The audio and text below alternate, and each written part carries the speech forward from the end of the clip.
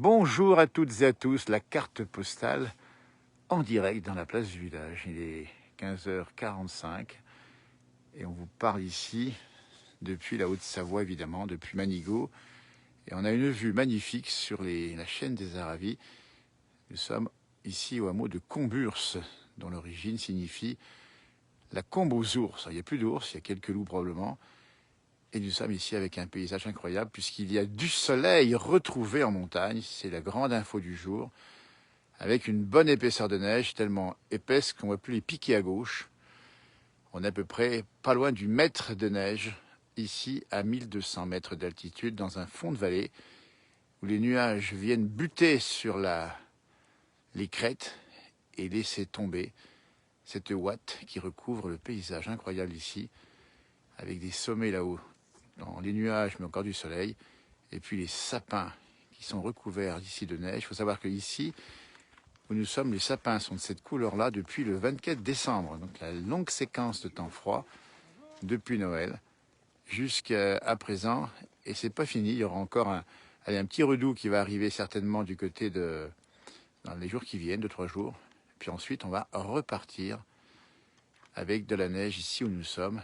Et là où nous sommes, je vous dis 1 mètre de neige, on aura bientôt 1,50 m si les prévisions sont confirmées en fin de semaine. Donc on viendra bien sûr vous dire ce qu'il en est, mais pour l'instant, c'est soleil et c'est de la neige, une carte postale vivante. On salue ceux qui nous rejoignent sur le réseau en direct ici. Alors bien sûr, l'occasion de faire de la raquette. On voit des gens qui... Ici, une personne qui passe avec la raquette, c'est bien idéal ici. Et puis, vous voyez, ces sculptures. Ça, c'est simplement les moraines de neige recouvertes par de la neige fraîche. Ça fait des sculptures assez étonnantes. On y voit un peu ce qu'on veut. Et puis, la chance d'avoir ici quelques maisons, habitées évidemment. Et là, en face, vous avez la combe de la Blonnière qui est juste en face, d'où partent les avalanches. Une avalanche bien connue qui part du col, là vous voyez le col, et qui descend dans la vallée, qui doit raser évidemment les forêts, et qui pourrait à l'occasion menacer, mais menacer que partiellement ces habitations évidemment, puisque c'est l'avalanche poudreuse qui tombe ici, et qui fait un espèce d'effet de puissante déflagration qui pourrait renverser les sapins. On rappelle que nous sommes avec un enneigement qui est rare quand même, important pour la saison. Et on se rappelle malheureusement de 1999 où il y avait une neige encore plus épaisse qui avait fait des avalanches séculaires, donc qui sont tous les 100 ans à peu près. Donc si toutefois la neige venait à retomber en fin de semaine comme prévu, avec pas mal d'épaisseur, ça pourrait évidemment faire ce type de risque. On en reparlera évidemment. Donc pour l'instant, on vient de voir quelqu'un de l'ONF qui nous a bien dit que c'était absolument pas conseillé d'aller se promener dans les montagnes. Ou en tout cas, si on le fait, c'est en proximité des forêts ou dans les forêts, plutôt que de tenter le diable, comme on dit. On rappelle qu'il y a des risques. On a eu une victime dans les Vosges, vous voyez, ne serait-ce que les Vosges, on a des risques d'avalanche. Et en l'occurrence, cette combe qui a été en partie tracée, on voit bien dans la partie basse, on voit des traces de ski, des randonneurs qui sont partis monter sur les crêtes et descendre dans la poudreuse qui est extrêmement tentante, mais il ne faut pas tenter le diable. Cameroun, 30 degrés, nous dit Ton Daniel, ça c'est formidable. Bah, dis donc, si on peut attaquer un duplex avec le Cameroun, ce serait génial. On aurait 30, et ici on a -2, -3, c'est pas très très froid évidemment. On a eu beaucoup de froid, enfin ce matin, le froid est revenu sur les montagnes, il faut dire qu'on a eu quand même ce matin -10 là où nous sommes. Il y a même un chien qui jappe. Et si on se déplace ici, on va voir un petit peu, au bord du parking, on a une chèvrerie qui est donc juste en bas, ce qui signifie que la vie continue. C'est pas parce que vous avez beaucoup de neige qu'on ne vit pas ici. On voit une chèvrerie ici avec des biquettes qu'on ne voit pas bien sûr sur l'image, mais qui sont bien sûr au chaud et qui dégustent le bon foin qui était bien sûr produit dans la région ici durant l'été dernier. Voyez. Et puis là, on voit l'épaisseur de neige. Ici, on n'est pas loin du mètre sur ce toit. Solide avant toi, qui résiste bien. Un chien qui jappe dans le lointain. On dit bien, c'est une vallée enfoncée et qui domine effectivement la vallée de la Charmette qui est juste en bas, avec une belle chapelle, nous dit Amélie, elle a raison. Elle semble bien connaître l'endroit, évidemment. Vous voyez le soleil là-haut comme c'est beau. Alors là où nous sommes, le soleil commence à baisser, mais là-haut, on a vraiment, et c'est l'Himalaya. L'Himalaya, rappelé de ce titre standard connu des années 70 avec C. Jérôme. L'Himalaya, si vous connaissez, n'hésitez pas Vous mettez ça dans la tête. Alors, c'est pas l'Himalaya, évidemment, c'est les Aravis de 1500 mètres. Ça n'est pas à 8000 mètres, évidemment. Mais quand même, quel bel endroit ici, franchement, avec ces chalets, avec ces maisons. C'est un régal, effectivement. Vous voyez, c'est ça l'or blanc. Et c'est comme ça que ça se passe. Vous voyez, on a des traces ici qui ont été faites. Alors, on ne sait pas si c'est des traces faites par des animaux ou plutôt des skieurs. Plutôt, c'est plutôt des skieurs, ça, effectivement. Ils sont descendus et qui ont fait des traces, vous voyez. Alors, l'ONF vient de nous dire que les chamois sont pas loin d'ici. Il y en a une quinzaine sur le versant, on ne les voit pas ici. Et on nous a gentiment informé comme quoi, eh bien, les chamois étaient absolument bien tranquilles dans ce secteur. C'est ça, il y a une quinzaine de chamois. Alors, on ne les voit pas à l'instant, ils sont, semble-t-il, dans la forêt. Et ils ne sont pas en souffrance, pour une bonne raison, c'est que l'hiver a commencé il y a assez peu de temps, il y a à peu près 3 semaines, un mois. Et c'est surtout en fin d'hiver, s'il y a beaucoup de neige, dans les chiens qui jappent, peut-être débusquer un animal, c'est en fin d'hiver que les chamois souffrent lorsque la neige est toujours épaisse et qu'ils ont du mal à chercher leur pitance. Et on peut avoir des risques pour eux de sous-alimentation ou encore des risques éventuellement d'avalanche. On sait qu'ils peuvent se faire embarquer, ça peut arriver. Donc c'est un peu une leçon de choses qu'on vous fait ici. Et on va remercier finalement les services de l'ONF qui viennent régulièrement ici pour vérifier l'état des lieux de la neige, du manteau neigeux, et qui peuvent ordonner évidemment des déclenchements d'avalanches pour éviter qu'il y ait des risques au cas où. Vous voyez qu'une sécurité est quand même pas mal dans la région. Et on salue évidemment celles et ceux qui nous permettent de vivre tranquillement. Alors nous, on ne prend pas de risque, on reste dans les fonds de vallée ou sur les versants accessibles, mais on sait que ça peut être risqué. Donc attention à vous, si vous avez l'envie de faire du ski de rando, faites extrêmement attention, puisque c'est quand même une période dangereuse, tant que la neige n'est pas tassée. Alors on aura 2-3 jours de beau temps. Du vent mercredi, ça va pouvoir faire peut-être des congères sur les sommets, donc attention aux corniches. Et puis ensuite, retour, et vous le savez, en fin de semaine, d'un rail de perturbations qui vont venir buter contre ces sommets-là et apporter encore plus de neige. On est sûr qu'on sera là, on vous le dira. Alors peut-être pas forcément à basse altitude, ça va neiger au-dessus de 1000 mètres ou de 1300 mètres, mais ça va faire quand même une bonne couche comme on l'aime, avec ces résineux qui sont absolument magnifiques. Ici, vous avez vu ça un peu. Ces fiers sapins qui ne craignent pas et qui ne ploient pas sous la neige. C'est ça la montagne. On va pivoter ici pour voir un petit peu ce qu'on voit cette fois-ci à l'arrière-plan. Et on y va doucement pour pas évidemment trop brasser le téléspectateur de ces images. Et puis on voit bien sûr que la neige, elle recouvre un peu pas mal de choses, évidemment. En direct dans la place du village ici, vous êtes nombreux à nous regarder. Et on vous offre le retour du soleil. Le retour du soleil, ça c'est magnifique. Avec bien sûr les routes ici accessibles. Regardez-moi ça. Et puis là-bas en face, juste en face une magnifique lumière avec la montagne du Sulins. C'est le paradis ici, hein, que c'est le paradis. Ouais, ouais. Et c'est magnifique, regardez comme c'est beau là. On est en direct dans la place du village. Le soleil avec quelques petits nuages.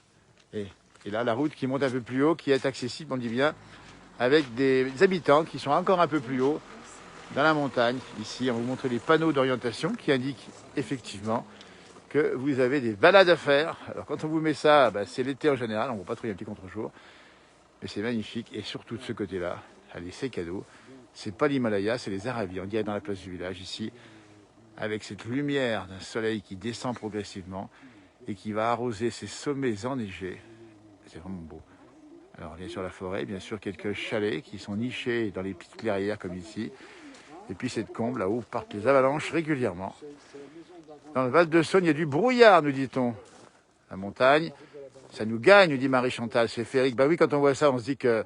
Et là, c'est calme où nous sommes. C'est un bout de vallée, accessible, bien sûr, mais il n'y a pas grand monde. Nous sommes en début de semaine, en cours d'après-midi. Et quand il y a du soleil sur de la neige, ça vous donne ça. Regardez-moi ça. Tiens, hop, posez-vous comme ça, dans la carte postale.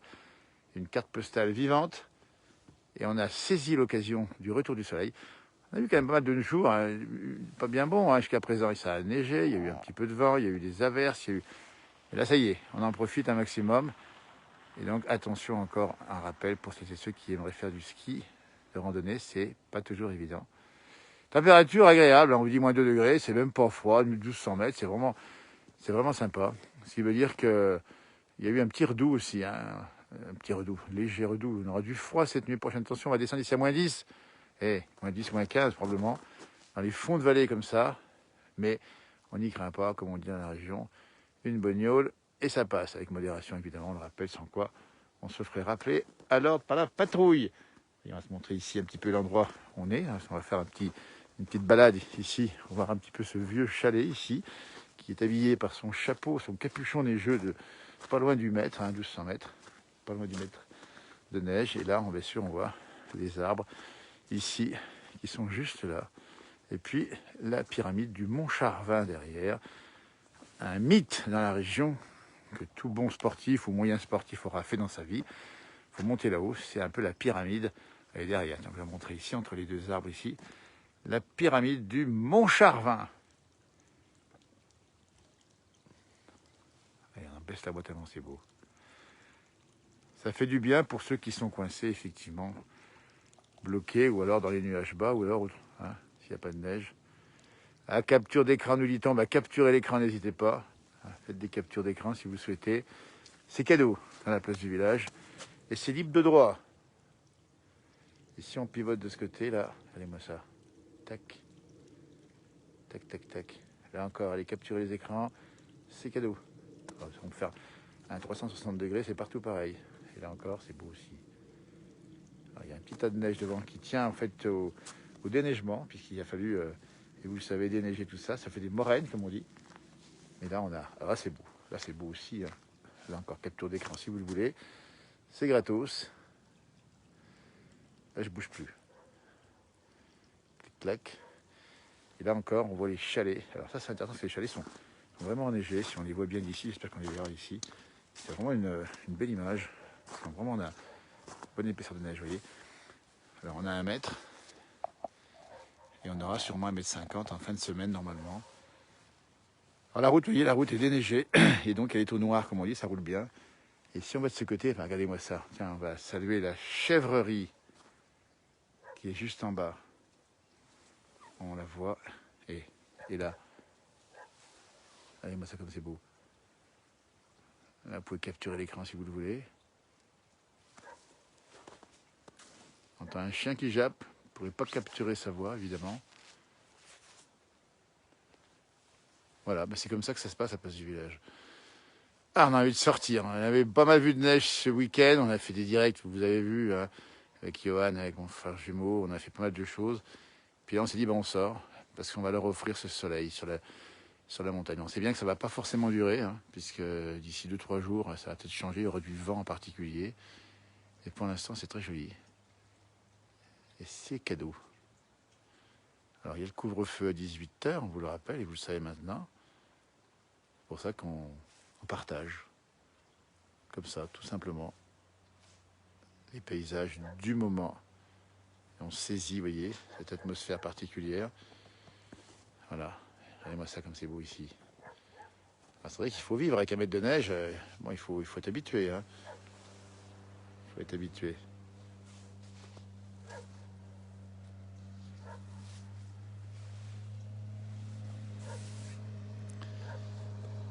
Voilà, un véhicule qui monte. Hein. Vous entendez un peu de bruit. C'est un véhicule qui est sur la route. Pas grand monde ici.